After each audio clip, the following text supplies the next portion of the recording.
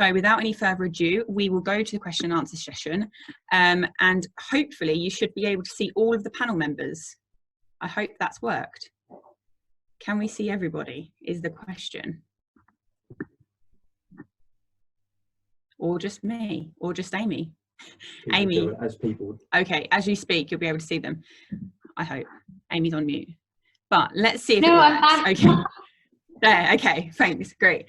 So the first question, we've got various different, obviously, questions. We'll try and get through as many of them as possible. And Charlotte, if you're around, I believe the first question one for you, but I have no doubt John will want to jump in on this as well. And the first question is, it's from Linda Ewan, and it's waking day. How do you argue generalisation, consistency over learning, therapy for emotional issues is SEN provision that educates or trains as opposed to social care? So, Charlotte, do you want to give that a go? Yeah, so I think, thank you for your question, Linda. I love saying things like that. It makes me feel a little bit like, I'm on television. Okay, so I would say that all of those things that you've mentioned, Linda, are things that children with special educational needs need in order to progress. So if you can't generalise, you're not going to be able to access the curriculum fully. All of those factors, I think, are classic special educational needs, although there is overlap with social care. Now, John will probably give a more technical answer, which I will enjoy listening to as much as anybody else. But I think John and I are going to agree that those are definitely special educational needs. Yes, I agree that's a description. Basically, you look at TW, East Sussex and TW, Mr. Lawson and I recorded by Judge Jacobs as agreeing, which is a great surprise to me, that a waking day curriculum consists of programs and interventions that need to be given throughout the day while the child is awake, as opposed to a consistency of approach, which does not involve detailed programs. What's a program and intervention? I believe the right way to look at it is it requires the program to be drafted, monitored, and supervised by therapists and other professionals. So I would expect a behavior management program normally to have a specialist educational psychologist, mental health experience, or more likely a clinical psychologist to be in charge. I would expect speech, language, and communication issues to be dealt with by speech and language therapists and occupational therapists, and often also physiotherapists. I would also expect that the contract in the specialist provider makes it clear that those professionals responsible for the programs have to work out of hours and don't just work from, say, 8:30 to 3:30.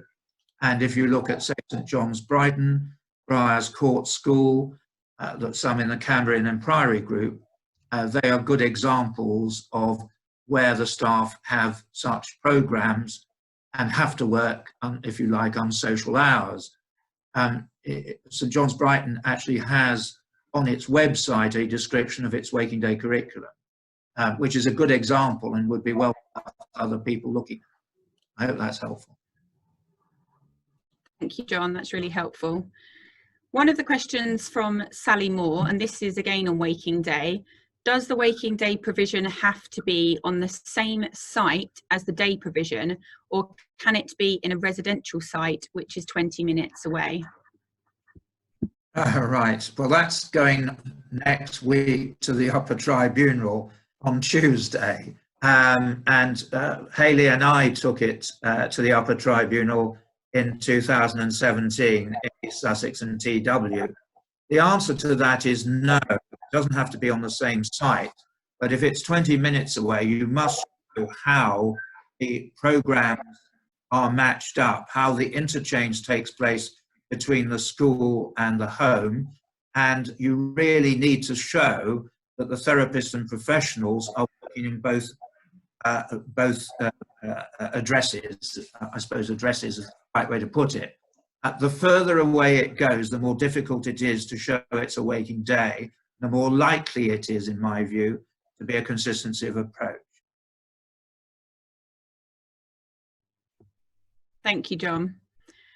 One of the other questions that has come in, this is from Emma and also Susan Brooks. The first question is, can you still then proceed with an appeal without an expert visiting both sites in person? So talking about obviously SEND tribunal appeals. And Susan Brooks added to that, any answer regarding this will be gratefully received. What if it is not possible to visit parents named provision, and will a conversation with the provision suffice? Well, do you want me to, do you want to answer the expert part, John? Yeah, because that's something I already dealt with to some degree. Maybe possible. The most likely way to deal with it is for the expert to talk in detail to the chosen school or provision, and for somebody from that provision to come, so you'd get over that. But I see it as very difficult to match the tribunal's requirement for specific evidence unless you've got some hard evidence of what is available at the parental choice of school. May be possible for the expert to consult, yes, but you need direct evidence as to what's on offer there and that they can meet need. Hayley's screen is frozen. In relation to your bit, in relation to you, Susan, any answer regarding what if it's not possible for parents to actually visit provision? It really depends what provision parents are currently looking at, because it seems to be being done differently depending on which school the parents want. So I certainly know that some independent special schools are offering a assessment process via paper at this time, but they do intend to be including clauses to say, for example, if the placement isn't working out 6 months later, then they can renege. So I do think they are having clauses. Similarly, we've got cases where if it's not possible to visit, and perhaps parents are looking at a mainstream school and they haven't been able to visit, what they're actually doing is staying the tribunal hearing. So if they've got their evidence, they're filing their evidence, but they are actually pushing the hearing back. And I know from the SEN user group meeting, if parents are currently requesting to stay because of not being able to visit school, the tribunal are absolutely on board with that. But currently it's an automatic stay for 12 weeks. So you just obviously need to be aware of that. If you're in that kind of situation, the only other way to get around that is actually to inquire with the local authority some dates they might be able to do, and you be able to, and obviously put them to the tribunal when you request to stay. So I hope that's quite helpful as well. The next question here we've got, this is from Ruth Birnbaum. Are standardised assessments and are standardised results likely to be challenged at a tribunal, particularly in the context of high levels of anxiety about the virus, which may impact on the child? Are standardised results likely to be challenged at a tribunal? Whoever wants to pick that up?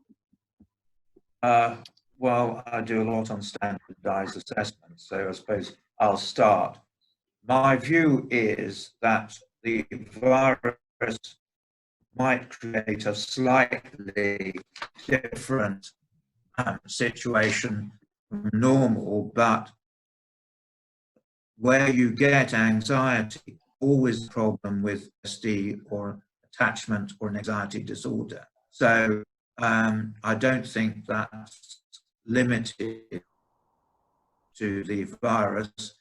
Maybe the virus makes things worse, but it depends, is the answer to that, as to how those results come out against previous cognitive assessments or previous attainment assessments.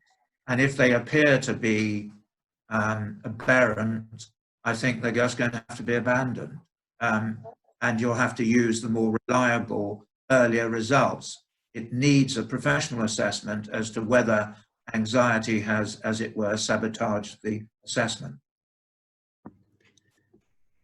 Okay, coming to you next, Nicole. You've got quite a few on your presentation here. So one of the questions here, this is from Ken Upton. So many parents end up at the first tier tribunal as local authorities refuse EOTAs in section I, yet it is the default position for so many.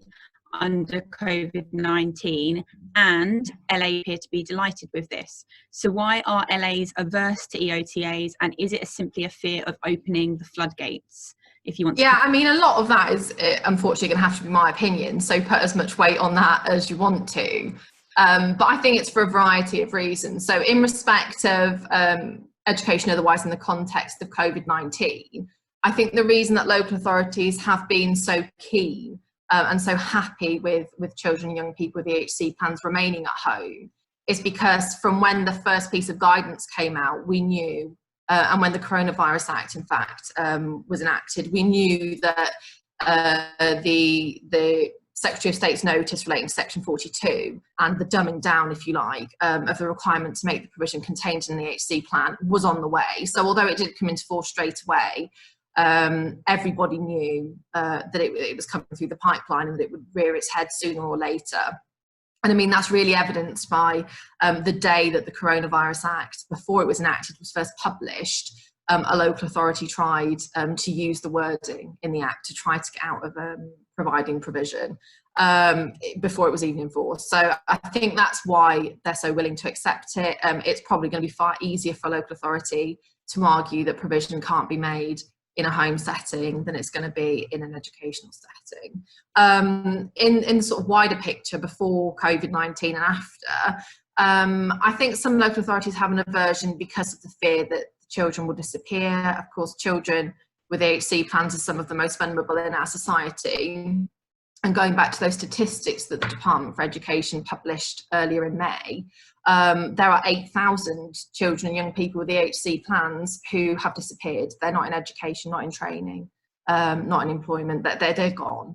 And no one knows where they are. So I think part of it comes down to laziness and organisation. I mean, if a child is at home, the local authority is going to be required to convene the annual review, and let's face it, it's hard enough to get an annual review to go ahead on time when a child is in a setting. So that's my thoughts on the matter. There's another follow-up question for you, Nicole, as well. This is from Sam Silver, and the question is there a specific report that compiles the stats for impacts on mental health, as mentioned by Nicole, in relation to long-term failure to support children and young persons effectively in school? Yeah, the answer to that one is there's not one that I'm aware of, but I know just the psychiatrist to ask. And if you want to drop your contact details, I will speak to the child and adolescent psychiatrist I've got in mind and come back to you. But the one caveat I would add to that is if you're thinking of using statistics like that or academic journals and reports and things in the context of a tribunal, they will only get you so far. So you can't turn up to a tribunal with loads of academic journals saying this is what happens in respect of these children, because what the tribunal really need to know is what has the impact been on this child or what may the impact be on that child. So it has to be case specific, but I can certainly look into that after this. That's not a problem. Okay, we've got one for you now, Jennifer. The question is from Emma, and it states, will the national trial be extended due to COVID-19? It's more than likely it will be. I spoke to a representative from Matt McDonald, saying that the report has been drafted, so they have the data there, but it's unlikely that it has been fully reviewed as yet, and that was just a few weeks ago. So it's likely that the national trial will be extended for them to consider all of the data, and in general I think it is likely to be adopted because it's likely that the results of that research will show that it has been working in the way that they thought it would be. Thank you very much for that, Jennifer. One of the questions that's come in from Jane Stewart Parry, and I'm not sure which person wants to answer this, but it's about remote hearings.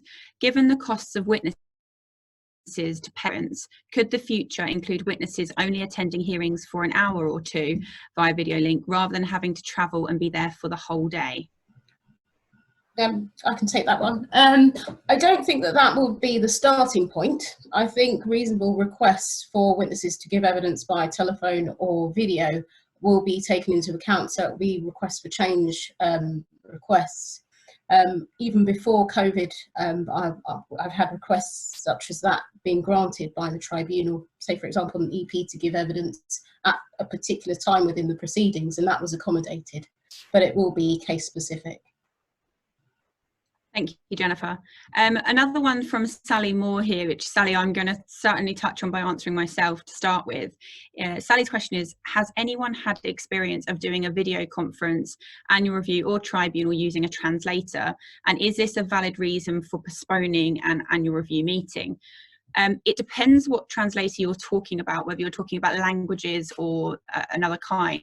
So I certainly have done a tribunal where there was sign going on at the same time. So one of the members actually was reliant on sign language, and that what they do in that scenario, so obviously if you're familiar with the tribunal system, they actually spotlight the signer the whole time. So that person doesn't move off your screen. They're signing the whole time to make sure that the member could follow the proceedings fully. And obviously you do have the summary at the end by the chair to make sure that everybody feels that they have been able to fairly cooperate in the tribunal on the day. So certainly I have experienced it with signing. It actually appeared to work very well in relation to the one I attended, but I haven't actually attended any language translation, and I'm not sure if any of my members have actually attended. So perhaps if anyone has, they could obviously speak up now. But if not, it might just be that we haven't had. Well, I haven't had direct experience of it, but some of my colleagues who do employment work have had translators operating in hearings. It is harder. I think that a lot of the key to it is patience, but I think the difficulty was nobody quite knew when to cut in when the translator was talking and when anybody was finished. So it's a challenge, and I think everybody has to be really careful to wait until the translator has finished translating, and then the person who's being translated for has finished speaking, and then for the translation to happen again. It slows things down a lot, but I don't know that I would say it slows things down much more than it would in real life once everyone's used to it. I'd like to come in on this because we've got somebody who we discovered the wife speaks quite good English, didn't turn up, the husband did, and he was struggling. Case was adjourned. Part of the reason was the chair in the winter couldn't get there due to a landslide blocking a line. And we're no doubt that he would not be able to follow with a video hearing and with a translator at a video hearing, so that will have to go to a live hearing, is all I can say. So I don't think translators for video hearings are going to be a very good or effective way to do it if it is a foreign language speaker who has bad English or no English. My own view, for what it's worth in relation to the video hearings sticking around, I think certainly from what I've seen, I sit on all of the SEND tribunal user group meetings, and initial thoughts are certainly that they are going to be here to stay. I don't know if anybody has noticed, but at the moment, now that the tribunal is sending out the details for video hearings, they're also including a link asking for feedback. And I think that's obviously to support their position if they're going to stay. So they're actually asking everybody for their commentary. And I know one of the things that they are trying to look into is a bit like on Zoom, where you can have breakout rooms, how to actually facilitate that through the tribunal system. And I think that's really going to be the key, because if they can get that to work to allow parties a breakout room so that they can discuss between themselves, it obviously avoids the need for a separate conference line to be running in the background, which obviously parents, particularly if they're representing themselves, might not have.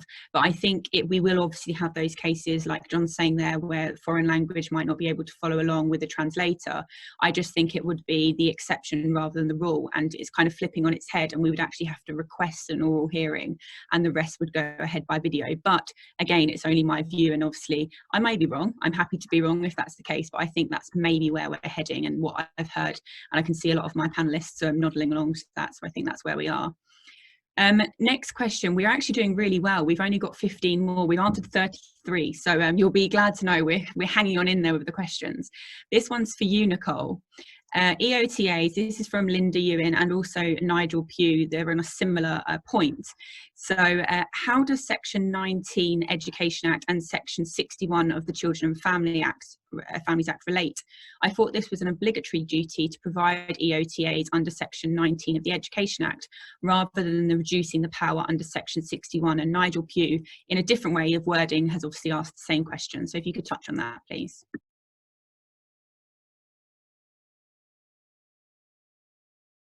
Sorry, I lost my cursor. I couldn't unmute myself.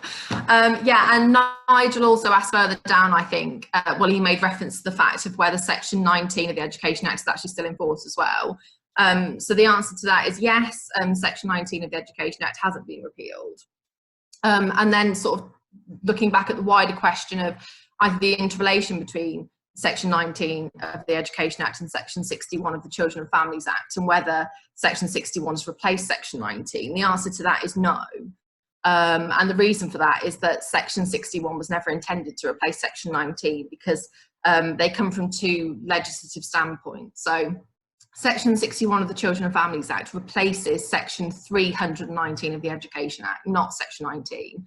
And both Section 319 of the Education Act and Section 61 of the Children and Families Act deal specifically with the provision of special educational provision outside of a traditional educational context. So it's agreed provision, and I think that's the key point there. It's the provision of agreed special educational provision outside of an education context.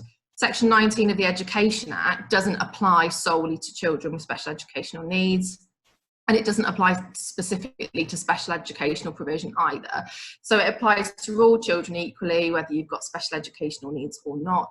And what it requires the local authority to do is to provide in air marks here, suitable education for any child who's deprived for whatever period of time from receiving a suitable education. And I won't go into it in detail, but the reasons for that are very broad, are construed very broadly. That's in case law.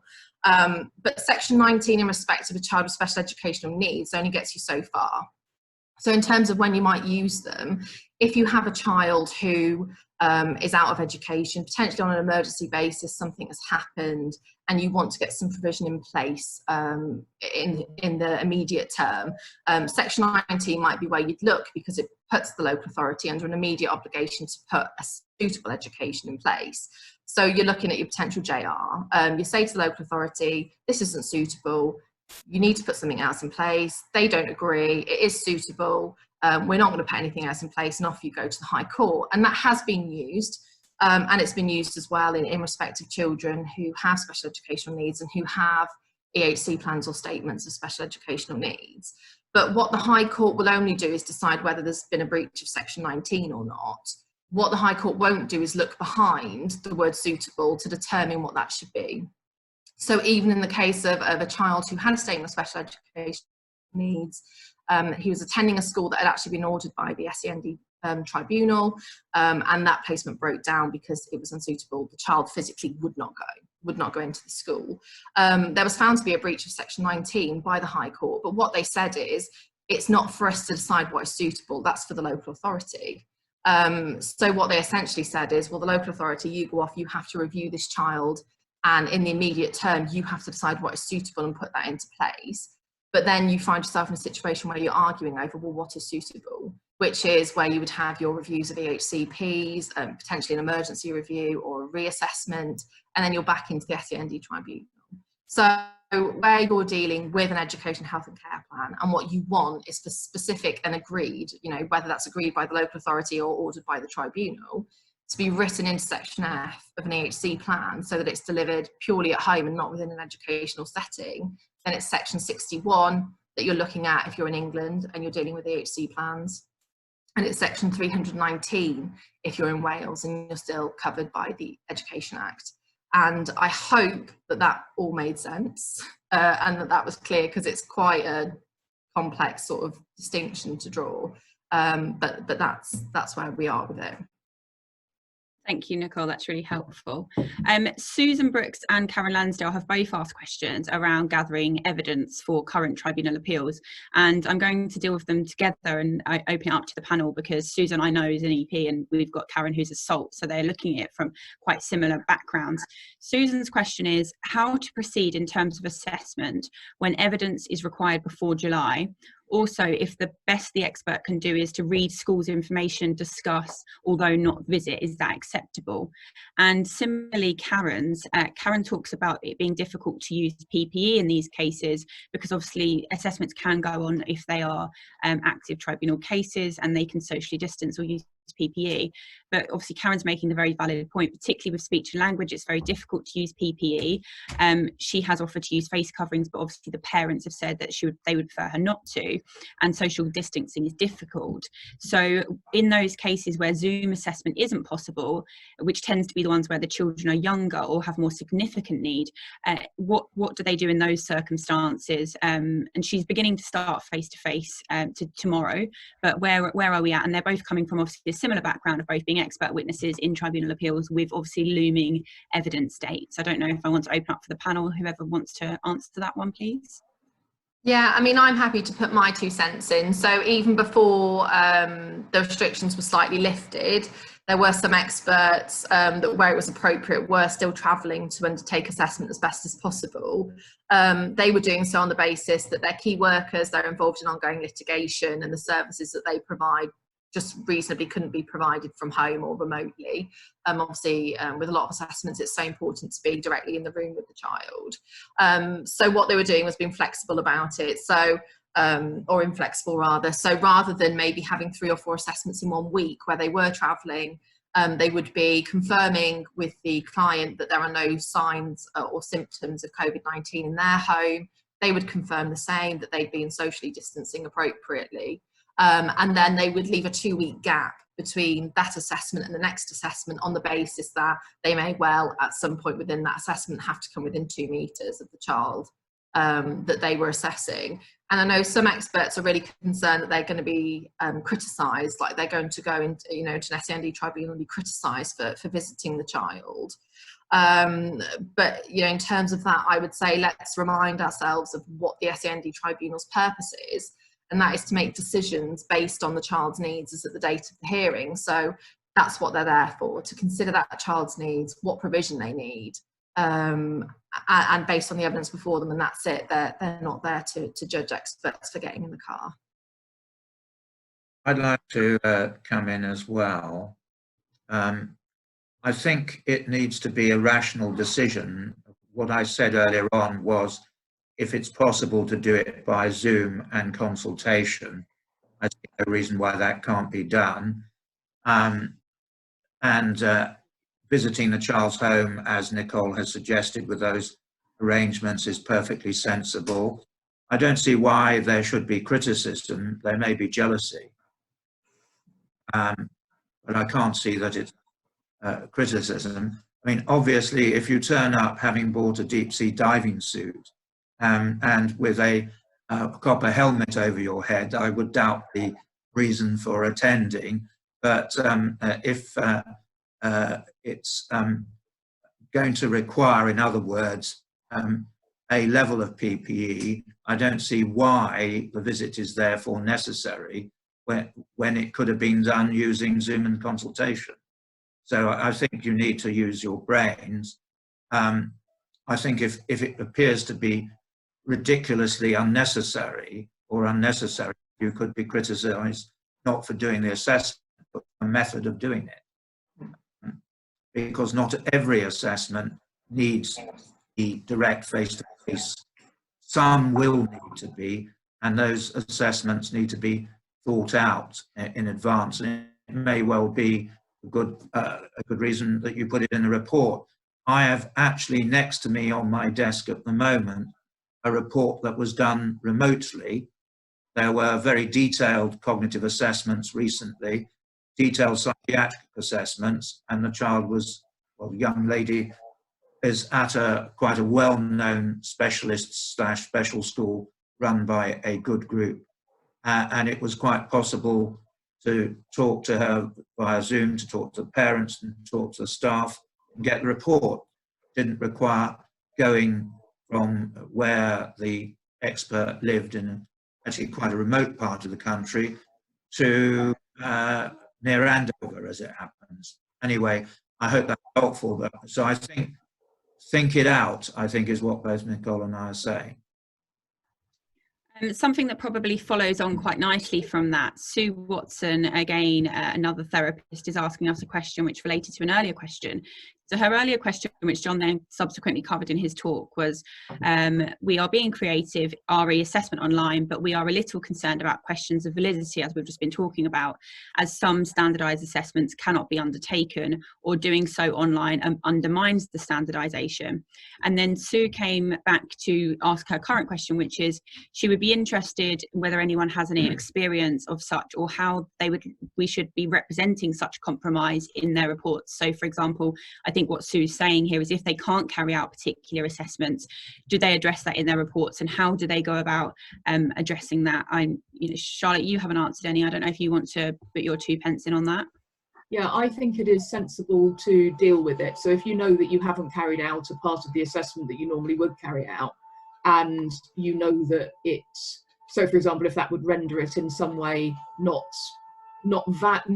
technically valid but of assistance, then I think the best approach is to deal with that in the report. Because one thing that I think local authority psychologists can be very well, I say psychologists, local authority experts generally can be very good at picking out technical issues with the way that a particular assessment has been carried out, whether the assessment was properly standardised or not. I mean, we all have cases now where it proves not possible to administer a part of an assessment for some reason or another. Perhaps the child or young person isn't cooperative, perhaps there are distractions that make it difficult for them to focus. So I think it's okay for experts not to be able to, if there's a good reason not to carry out a particular bit of an assessment, I think that's capable of being dealt with, provided you confront it in your report and say, this is why I couldn't do it. This is the other information that I have around the topic that assessment would address, which I can use to draw inferences about this child or young person's likely skills or deficits or whatever you're measuring. But I would say definitely deal with it. Don't brush it under the carpet, because at the end of the day, the local authority expert, assuming that they're there, is likely to pick up on that and raise it, and then you'll be dealing with it in tribunal anyway. So I would say always grasp the nettle. Thank you, Charlotte. Really cracking on with these questions. Thank you, everybody. I know we're slightly over 3 o'clock, but we have now gone through 40 answered questions, and we've got 8 more to go. So please dip out if you'd like to, but hopefully it's a really useful session. We'll get through these last 8 that we've got up on the screen. So Leo will come to you next. It's a question for me. So it's Leo Latter is asking the questions. He missed an earlier section of the conference, but don't worry about that, Leo, because they will be sent out to you, so you can get the whole section on coronavirus. He has a question regarding the latest guidance this week. Am I right that the emphasis prior to the announcement this week was on EHCP students staying at home unless the risk management suggested otherwise, but now the emphasis on EHCP students, regardless of their year group, being in school unless the risk assessment says otherwise? Is it correct that there has been a change, that therefore secondary schools should be getting all EHCP students into school and not just year 10? I think this is a really topical question at the moment. It's certainly something I'm seeing lots about on social media and trying to cover. The position has been very much the same since we went into lockdown. So the position has been the whole way along that any child with an EH plan is by definition vulnerable. And I know that statement obviously is something that has upset parents, but that's what the government used to classify a vulnerable child, also with children with social workers.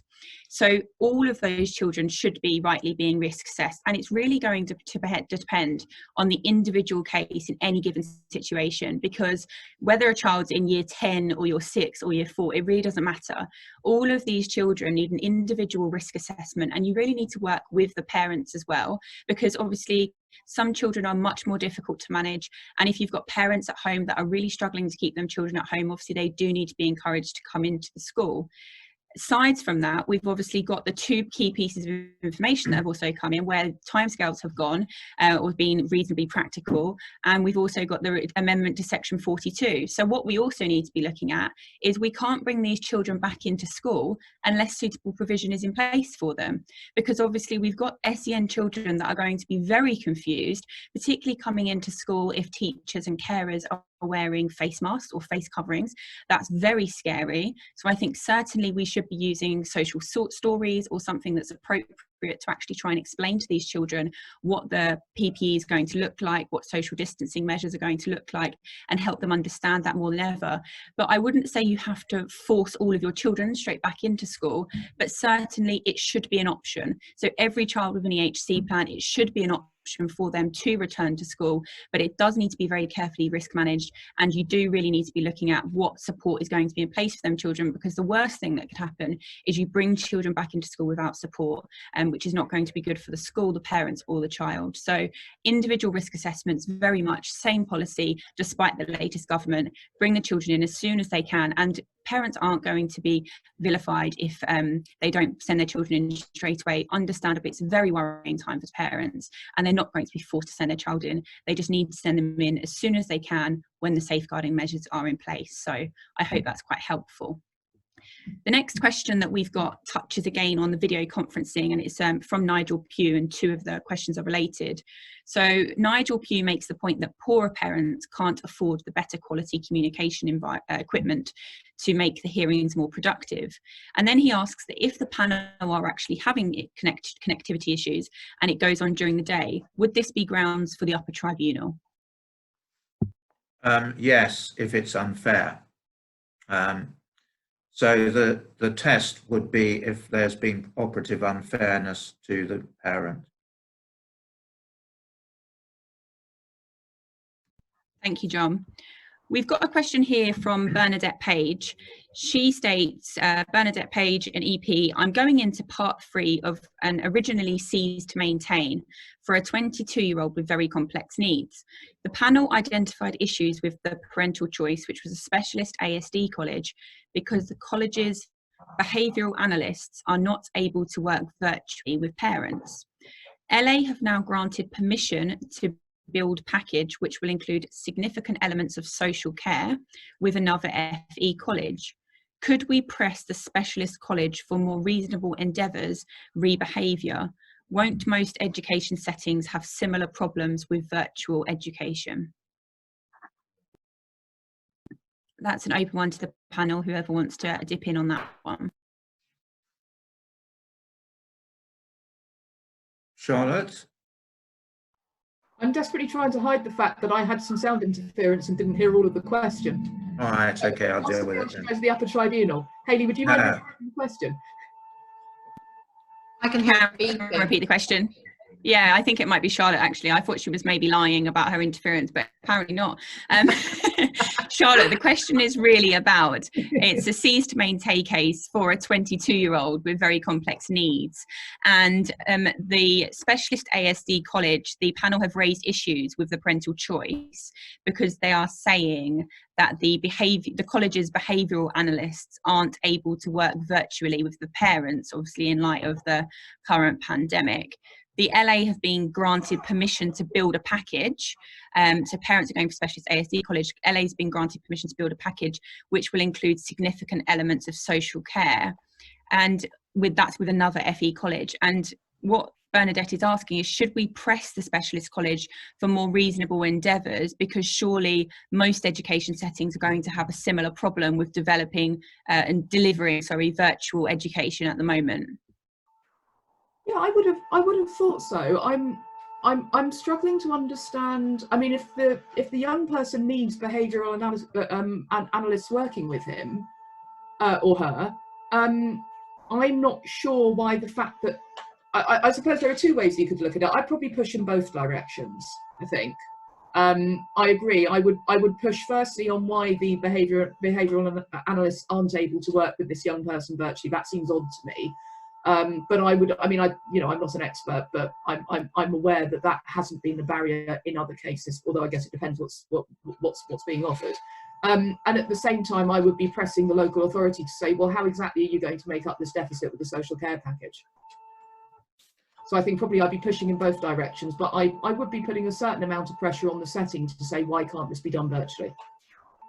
Can I just float one issue? If it's a cease to maintain, it's probable that the parents have the young person at a particular college and therefore section I is not in issue.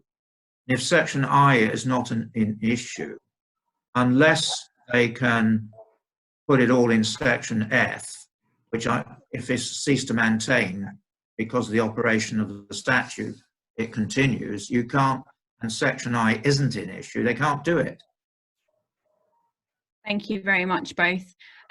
One question that is very close to my heart, this is obviously, Richard White asks, is there any evidence that recreation, sport and art are being considered in relation to EHCPs? And I know Richard and I have spoken, certainly emailed a number of times about this issue, because I worked quite closely with the Chelsea Foundation looking at what they're delivering. They deliver specialist, obviously, disability football clubs, and roll your eyes as much as you'd like. Unfortunately, I am a Chelsea fan.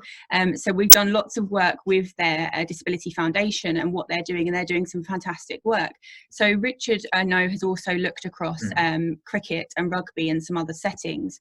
I certainly still haven't seen it coming up in plans, but opening it up to the panel in case anyone else has had a different view. As much as I would like to certainly see it in plans, I haven't seen it so far. So the panel, if anyone's got any experience of that, the question is there any evidence that recreation, sport and art are being considered in relation to EHCPs? And Nicole, you might be able to touch on this, because I think you actually had a client wanting an art college. I'm not sure where you got with that case. So perhaps you can give your input. That's why I've unmuted. So it's not specifically a provision written into section F of an EHC plan, but it comes back to the requirement to consider a child and young person's views, wishes and aspirations, which obviously Charlotte was touched upon in her presentation today. And that's where, if we have a child or young person, particularly young people actually, who are very fixed in, this is what I want to do in life, I want to do this computing course so that I can write software, or I want to go into acting, that actually the tribunal are putting a certain amount of weight on that. So where the local authority can't come up with a similar type of placement, if you like, rather than going to this college to do this arts course, you can go to that college and do that art course. But instead they're saying, well, you want to be an artist, but here's a course you can go do cookery. That's what your local college will offer. Then the tribunal aren't happy with that. Then they're not happy to force young people into courses which they have no interest in and no aspirations in, purely because that's what's cheaper and that's what's available. Yeah, I would agree with that. I've had a few cases recently involving young people with strong aspirations to go into performing arts. Nicole and I, we might be thinking about the same case, the case of the young person who wanted to pursue an art degree. And what we're finding, I think, is firstly, as Nicole says, the tribunal cares about this, because if you're a neurotypical young person, you can go and do a course in something that you're interested in and aspire to achieve in, and there's no reason why young people with special educational needs shouldn't be able to do the same thing. The tribunal takes that quite seriously. What I have found is that in some, not all to be fair, but in some cases before the tribunal, the local authority has come very close to effectively saying that there's not much point in the young person doing that kind of course because they're not realistically going to pursue a career in performing arts, or that they're not going to be able to finish the course. I had one case where the young person, to be fair, was functioning probably around the 2 to 3 year level, but definitely had a strong interest in doing drama and arts courses. And there was a very strong implication from the local authority to the effect that, well, this young person isn't really in a position to choose. They've just been put on this course by somebody else, which the tribunal found to be a very unattractive argument.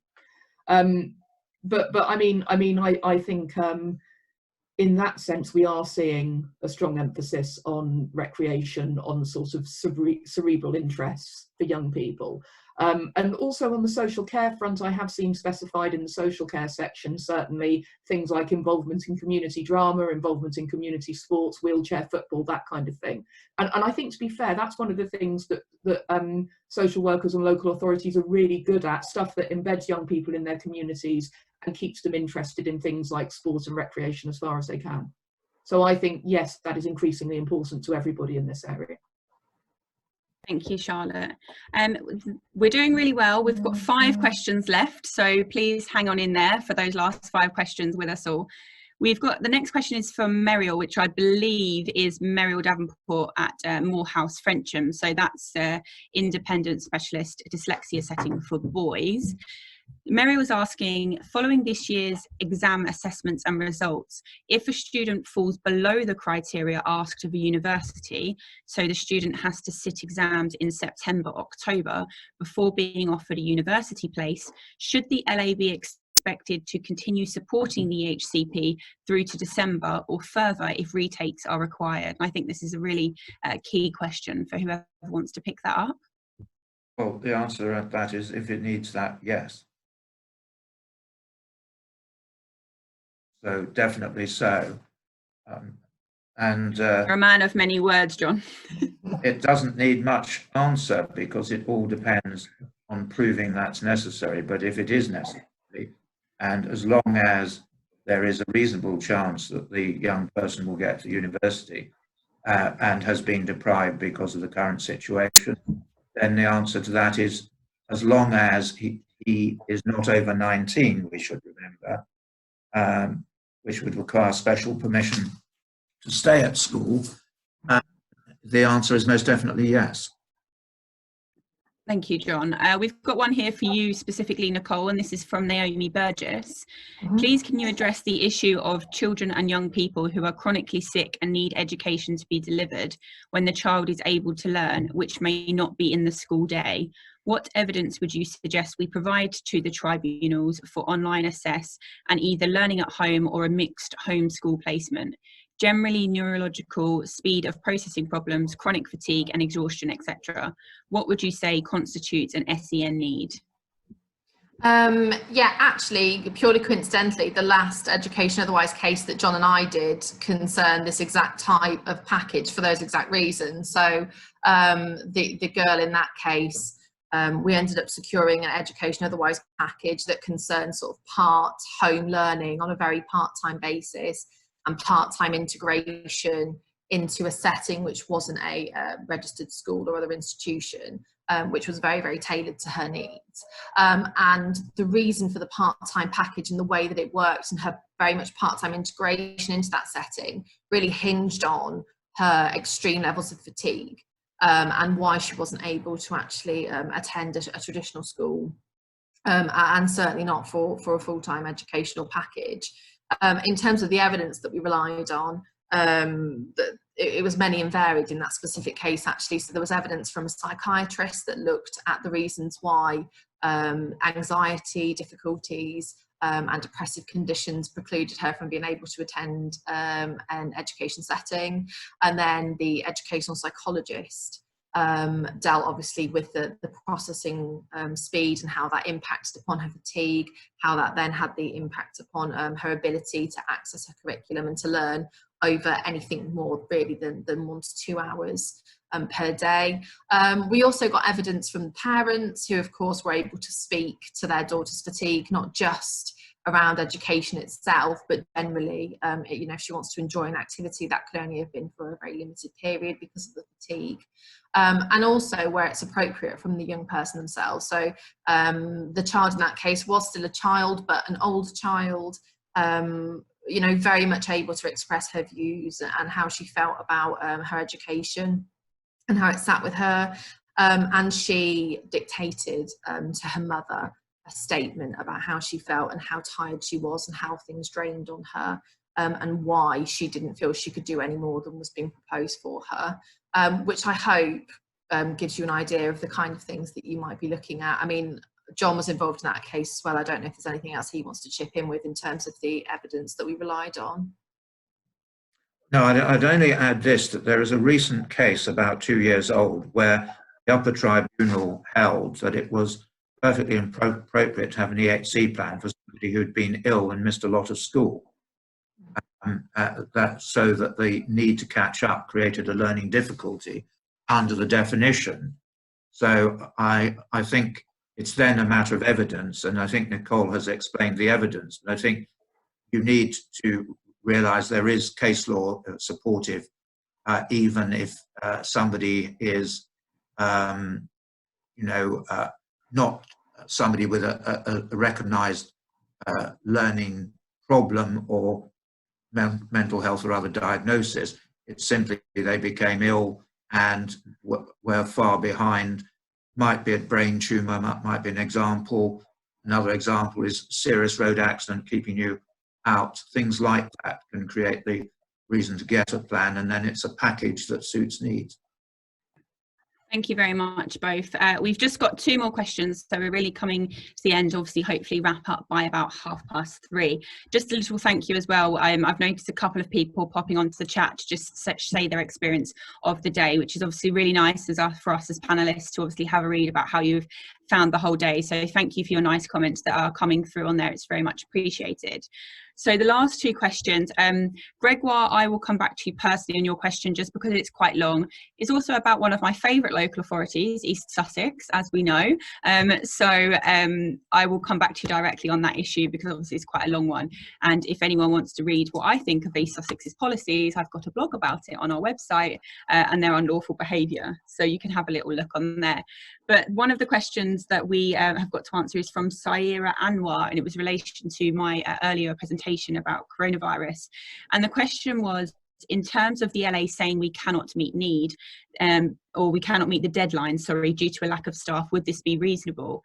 The question's quite wide-ranging, if I'm honest, in terms of what the decision is, because I'm not sure if you managed to catch my earlier talk, but if we're talking about not being able to meet deadlines, obviously what it's changed to is they have to meet deadlines still as soon as reasonably practicable. And it would really depend on what decision actually is being required to be made, because I'm not sure if you caught me saying EHC needs assessments, for example. Some of the people that have to be involved in EHC needs assessments, such an educational psychologist, paediatrician, medical input, etc., they may actually be at the moment rediverted to the front line. And for those people, it may well be that due to a lack of staff, they actually can't get the decision out for whether or not an EHC plan is warranted after an assessment, for example. If you're actually in a position where you have a draft EHC plan, the local authority are just not finalising it, and they're saying we're not finalising because we don't have enough staff, what I would want to know is, well, have you lost all of the staff in your team? Because I think it's quite unusual that a local authority, I can see John having a little bit of a giggle at that, but I'm being quite serious, unless your whole team, your SEN team, has been struck down, which is unlikely, I don't see that as a legitimate reason. So I would really be pushing them, well, what is a decision to be made? What steps have you taken? Because as soon as reasonably practicable, okay, well, explain to me what practical steps you've taken. That's what I want to know, and I want to know if it is reasonable. So I would really pick on them at those points, and really tease the answer out of them, because if they're just sitting back and doing nothing, certainly that's not reasonably practical, and we can challenge them on that. So I hope that's quite helpful. Melinda, we're coming to you for your final question. Melinda Erickson, also an OT, so we'll answer this and I'll just wrap up the conference following that. So just 5 more minutes of your time. Melinda's question is, previously we have had the tribunal issue orders to schools to allow experts in to assess children. So anyone who obviously doesn't know about that, if local authority schools are being difficult in SEN tribunal appeals about letting independent experts go in, we can actually get an order from the tribunal to say, school, you have to let this expert in to assess. Have you had any experience of schools being ordered to speak with experts in the current situation when they are refusing to complete questionnaires or to speak with experts about a child in their school? I think this is a really interesting one. I haven't actually had experience of it, but I think certainly it's possible, because obviously tribunals are still running in exactly the same way. Evidence deadlines are still running in exactly the same way. Tribunals will be still very much aware that schools, even though they're not functioning properly, there is no reason why they couldn't pick up the phone or fill in a questionnaire. I think that's very much a reasonable adjustment to expect to be made. But some of my fellow panellists might want to come in on that. But certainly, Melinda, I haven't had it, but I would certainly apply for it if it was happening in one of my cases, because I think it's certainly reasonable to ask for. So if anyone else wants to chip in on that before I round up. Yeah, I mean, just to build on that really. So again, it's not something I've had to do, touching pieces of wood. It's not happened to me yet. But certainly I think we're looking at Rule 2 of the Tribunal Procedure Rules and the requirement for cases to proceed fairly and justly, with one of those indicators being that people are able to fully participate in the proceedings. And if you're not being given the information and the questionnaires that you need in order to reach your conclusions, the parents effectively are being prevented from participating fully in the proceedings. So I think definitely there would be scope for applying to the tribunal for a direction that questionnaires be completed. And I would be trying to push, they may not agree it, but I would certainly try and push for a time frame. You know, be complete within 2 weeks of the date of the order, but the tribunal don't always like being directed to give timescales. Thank you, Nicole. I just want to really wrap up the conference. Obviously, firstly, to thank you all for spending your day with us. We tried to condense it down into as much of a manageable time of obviously just sitting at your computer and watching us on a screen. Hopefully, I've seen some tweets from Tanya at Special Needs Jungle saying she was having a lay down in bed and watching us from there. So, you know, I hope you're all as very comfortable as you can be watching us all today. So really from us, it's a massive thank you for joining us, because we've had really great attendance throughout the whole day. And we think this conference, understandably we're biased, but we think it's a really good opportunity to get personal development for all of the professionals in this area. So firstly, a big thank you for attending and for interacting with us throughout the day, asking the questions and answers, because obviously that's a key part of this conference. Everybody has their opportunity to ask those key questions that they might not otherwise get the opportunity to do so. So really we just want to, it's a conference jointly hosted obviously by ourselves and the education team at Free Paper Building. So thank you for all of our panelists and also our technical team behind the scenes for making sure everything worked happily today. So big thank you to those.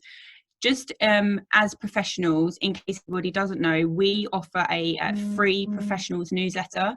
It's currently been stopped just because obviously we've got the coronavirus information on the website, but there is actually a dedicated professionals newsletter that's completely free to sign up to, and we send out quarterly. And as you've been catching bits and pieces today, key bits of case law, things that we think you should know, all go into that newsletter. So certainly if you haven't signed up, hop yourselves over onto the website and make sure you sign up for that, because it's a free resource. And again, just anybody who didn't manage to obviously log in earlier on when I first opened the conference, just to say that we do have that coronavirus information that we are updating pretty much daily. So anything that you haven't seen on there, you can drop any of us an email. Obviously, you've got all of our contact details, or you can get us generically on customer services at SEN Legal, and you've obviously got the details for Free PB as well. And if you contact any of those, there are elements that you think this hasn't been covered or I can't see it, just drop us an email, because we'd be more than happy to direct you. It's probably been covered in somebody's blog or post or somewhere on some form of social media, so we can just ping it back to you, or we can put it on there if it's not already on there. And just a reminder, while I've got lots and lots of professionals on the call, is for the expert resources. So if you go to the www.senlegal.co.uk and you go onto resources and expert resources, you will see some fantastic resources on there that we are reliant on our experts handing over to us. And we've had some speech and language therapists, educational psychologists, occupational therapists, really giving up their time to dedicate those to help parents in lockdown. So if you go onto that and you think, oh, this is missing, or I could provide this, please feel free to send it across to us, because we really value those free resources for parents. And we are at the moment, you know, parents are really struggling at home. They're in difficult financial situations, and we know lots of people are charging for stuff. So we're really priding ourselves on providing free resources to parents as much as we can do at this time. And obviously I mentioned earlier on, but I'll mention again, tomorrow we will be setting the date for a parents conference. So a similar format to this, very similar speakers, and we will actually be running it for parents. Again, a unique opportunity for them to understand what their rights are in the current climate. So thank you very much from all of us at SEN Legal and Free PB. I hope you've managed to see some faces that you wouldn't necessarily normally see, and obviously get to meet some of our wonderful team who have been working really, really hard behind the scenes here. And from all of us, just thank you very much for attending, and we hope you join us again next year. So thank you.